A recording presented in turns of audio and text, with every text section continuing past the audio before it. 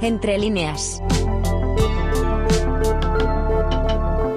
Hola a todas y todos. Bienvenidas y bienvenidos a Entre líneas, un espacio donde nos sumergimos en las representaciones de género que nos rodean.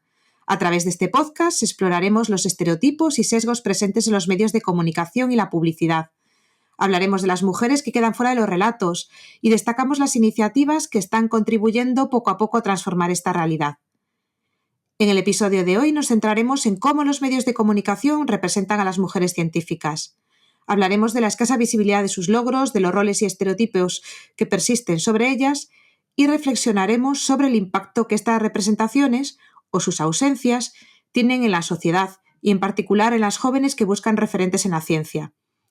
Para ello contaremos con una invitada muy especial, Cintia Refojo, responsable de la Unidad para el Avance de la Comunicación Científica de la Fundación Española para la Ciencia y la Tecnología, CECIT.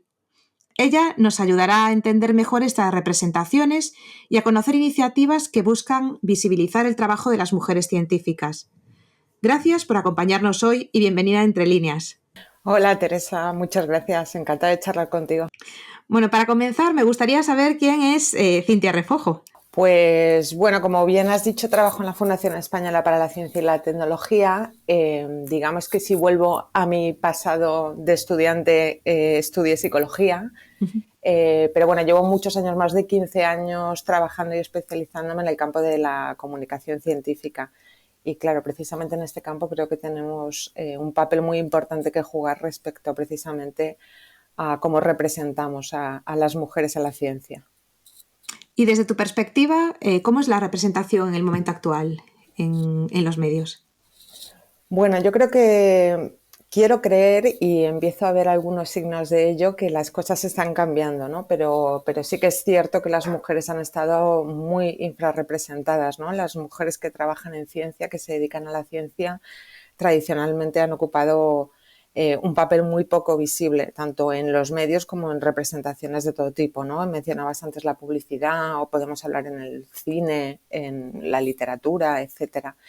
Yo creo que tal vez el problema que tenemos, digamos, más acuciante no tiene tanto que ver tal vez con el número, porque en esto creo que sí que hemos mejorado mucho, sino en cómo es esa representación de las mujeres, ¿no? Porque a veces vemos signos de que efectivamente está aumentando su representación, pero el enfoque con el que se nos presentan pues sigue manteniendo estereotipos que, como decías, pueden ser perjudiciales, ¿no?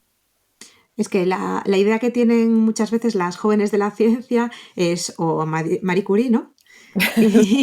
Y si no, son a lo mejor incluso las científicas se me ocurre, de Big Bang Theory, que la verdad a mí no me gustaría ser como alguna de ellas.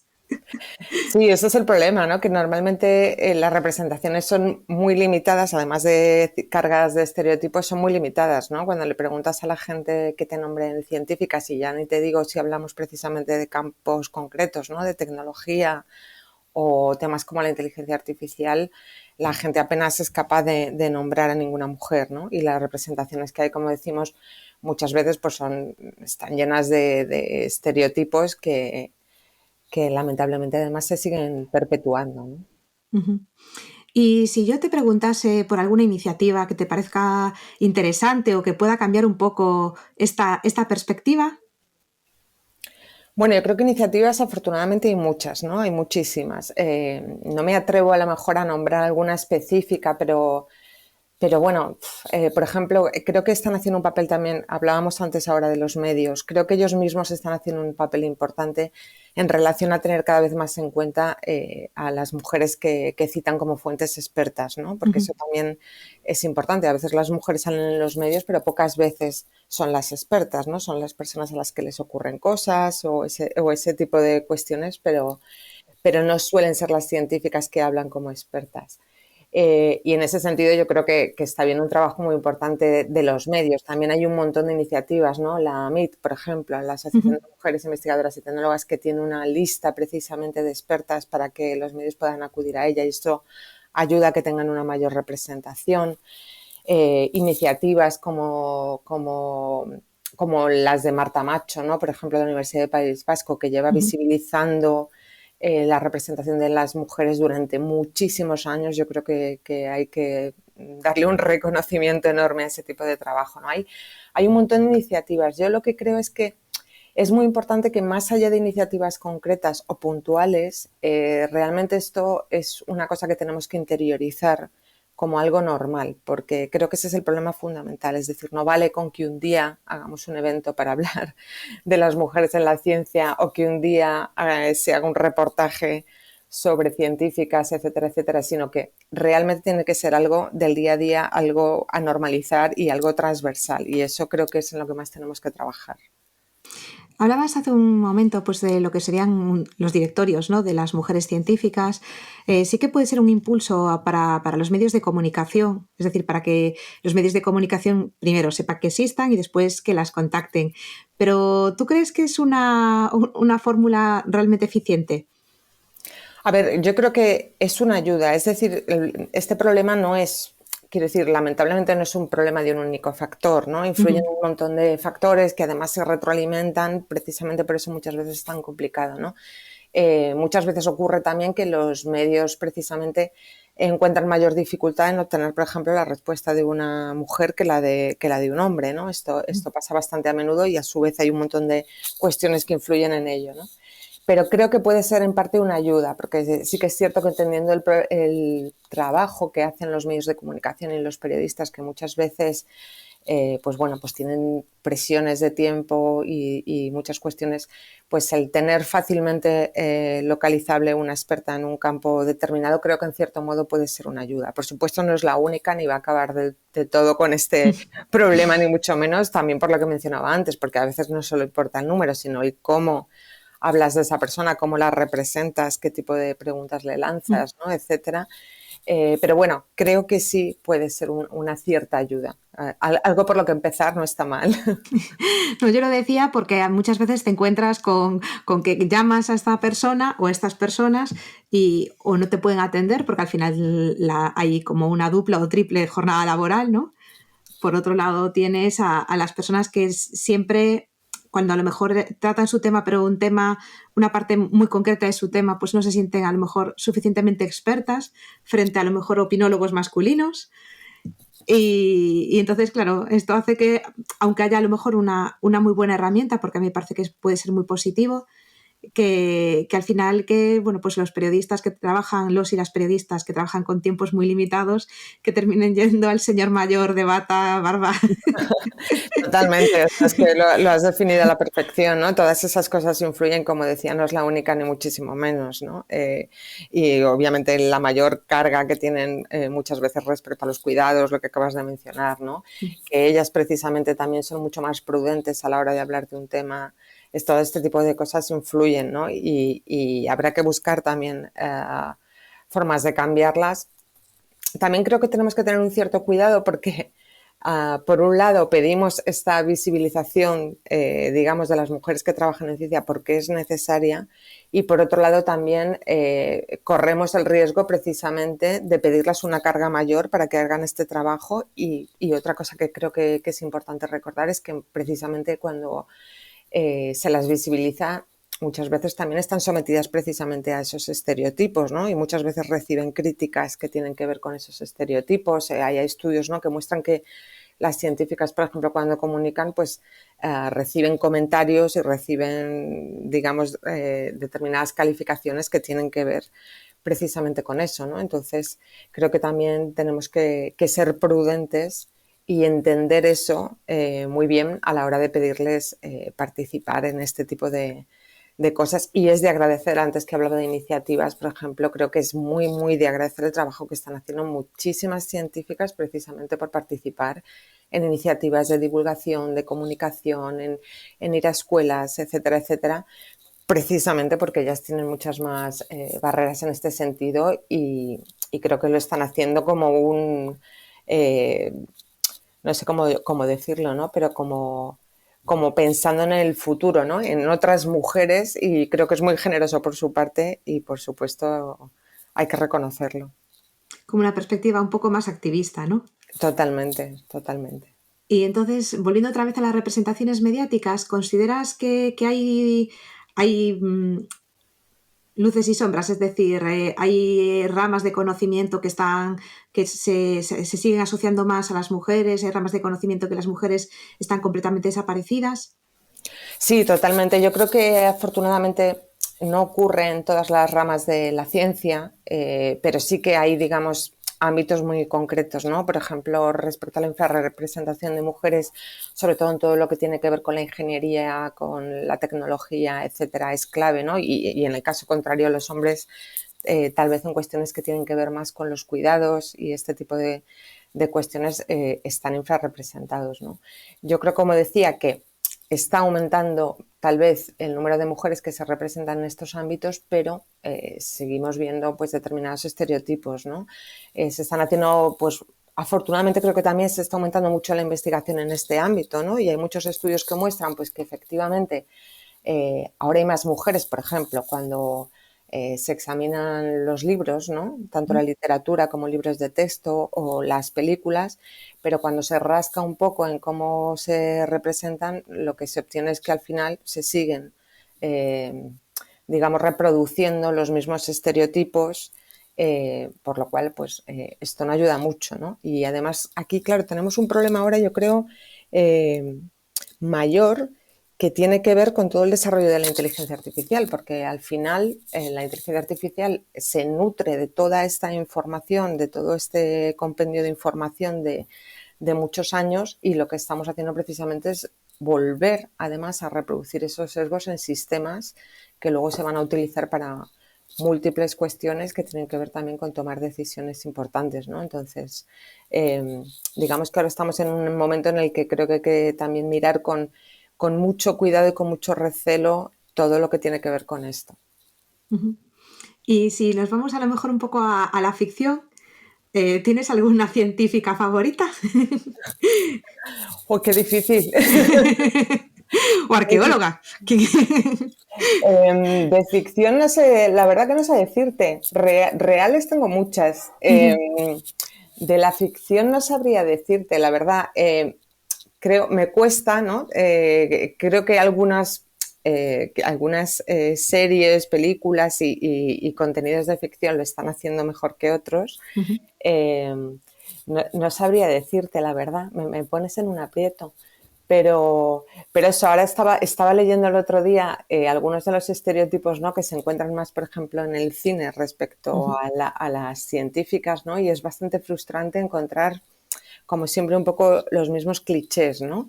De científicas que o bien hay un estereotipo, por ejemplo, ¿no? Que se llama como la mujer masculina, ¿no? Que es como Uh-huh. si eres científica, entonces no puedes ser femenina.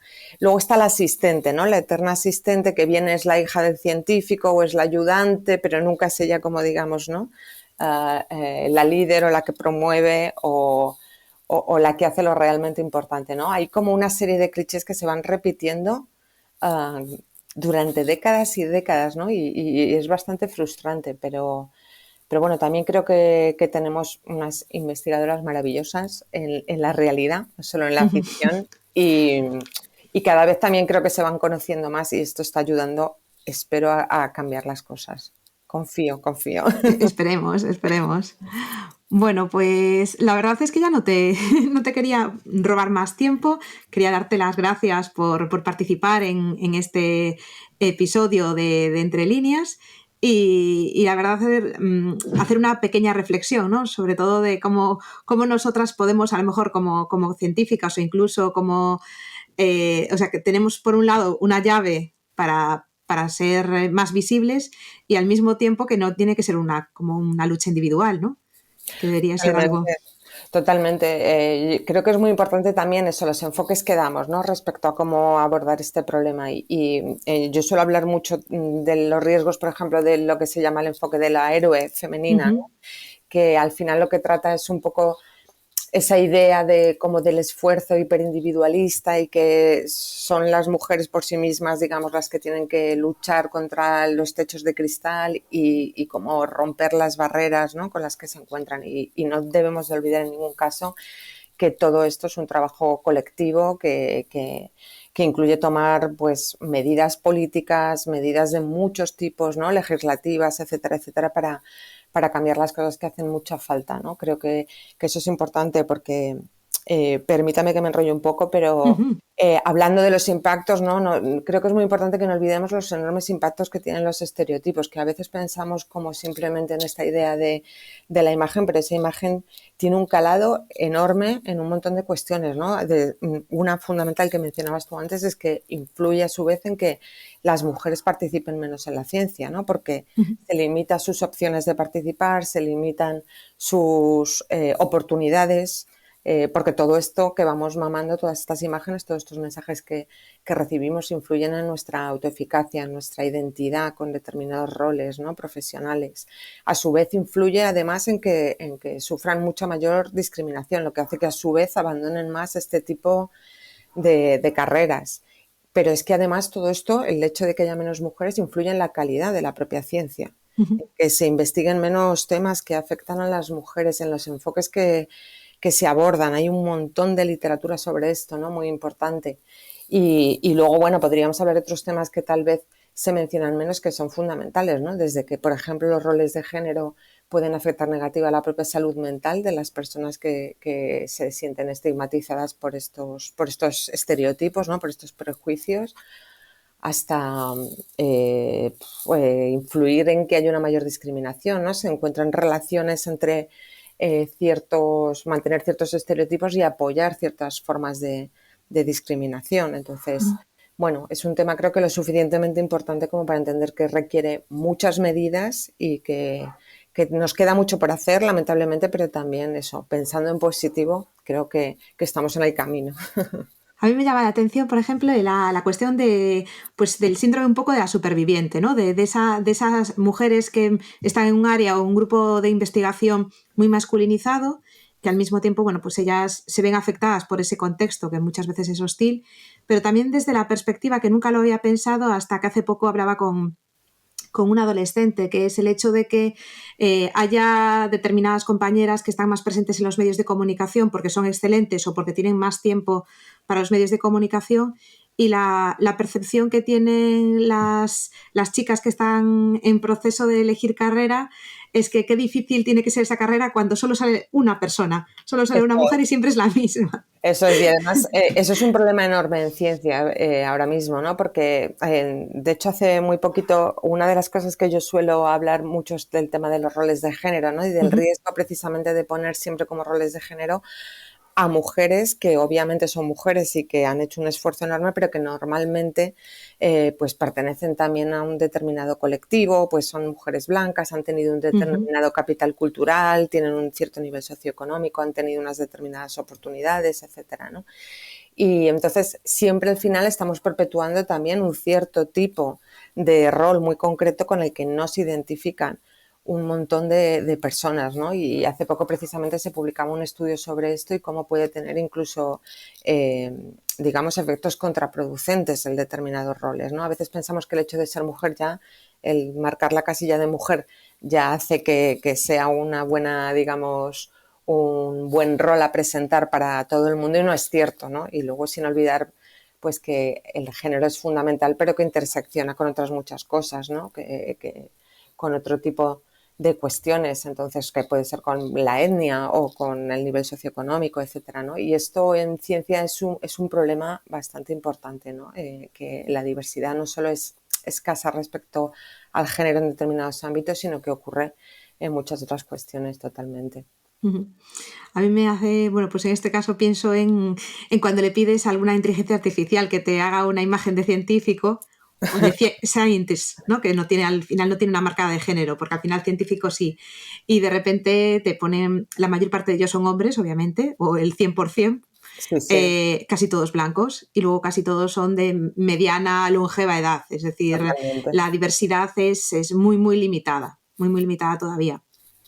Absolutamente, o sea, eso es una cosa que ocurre todo el rato, por eso creo que tenemos que tener cuidado también con la visibilización, ¿no? Es decir, que más allá de pensar en el género, que es súper importante, yo siempre repito que lo más importante es mostrar la mayor diversidad posible en todos los sentidos, ¿no? Diversidad en cuanto a edad, en cuanto a género, en cuanto a etnia, en cuanto a tu contexto cultural, es decir, que cuanta más diversidad, mayor es la posibilidad de que lleguemos. De hecho, lo que nos dicen los estudios es que precisamente mostrar a colectivos, digamos, que están habitualmente infrarrepresentados es positivo para todo tipo de públicos, les ayuda, digamos, a sentirse identificados con la ciencia, ya que en el futuro tal vez se planteen pues dedicarse a este ámbito, ¿no? O interesarse en actividades relacionadas con la ciencia. Funciona para todo el mundo. En cambio, si solo mostramos determinados perfiles que ya son mayoritarios en ciencia, no funcionan en absoluto con estos colectivos que están menos representados, ¿no? Entonces son cosas que creo que es importante que tengamos en la cabeza también cuando desarrollamos iniciativas de este tipo, totalmente. En este sentido es un poco sumar para ganar, ¿no? Absolutamente. Bueno, pues nada, muchísimas gracias, Cintia, por dedicarnos unos minutos. Y nada, pues la verdad es que la reflexión fue muy interesante y esperamos seguir y esperamos poder hablar más adelante de una evolución muy positiva. Muchas gracias a ti, Teresa, un placer. El podcast Entre Líneas pertenece al proyecto del mismo nombre financiado por el Instituto de las Mujeres y desarrollado desde la Universidad de Da Coruña por un equipo docente de varias disciplinas y universidades. Al micrófono, Teresa Piñeiro. Edición y montaje, MJ Pérez.